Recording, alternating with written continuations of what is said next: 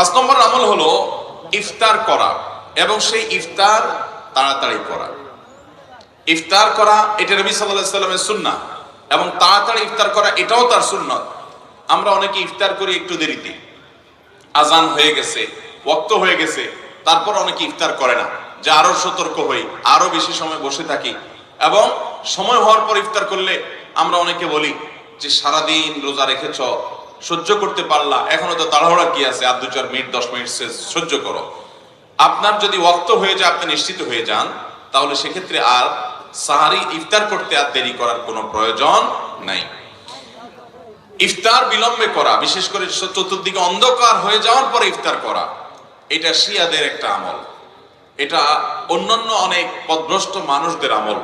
আহলে সুন্নাত জামাতের সকল উলামায়ে কেরাম ইফতার তাড়াতাড়ি করাটাকে সুন্নাহ মনে করেন, কারণ নবী করিম সাল্লাল্লাহু আলাইহি ওয়াসাল্লাম বলেছেন, এই উম্মত